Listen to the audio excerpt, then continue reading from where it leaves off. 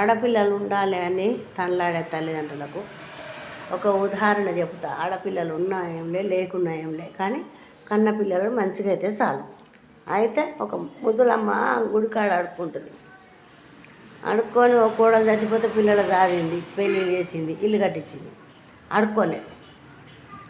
అది బిడ్డకు 10,000 ఇచ్చింది, 5,000 ఇచ్చింది, 20,000 ఇచ్చింది, తులం బంగారం పెట్టింది. బిడ్డకు పెళ్లి చేసినాక మళ్ళీ దాని పిల్లలు పుడతాండే పెట్టినాక కూడా ఇంకా ముసలి చేత కాకుండా గుడికాడ అడుక్కుంటాడు. దాన్ని ఏమి అంటావు, నాకు 5,000 ట్రాన్స్ఫర్ కొట్టు, నాకు 10,000 కొట్టు, నేను ఎటు పోవాలి, నేను ఆడు పోవాలి అంటాను.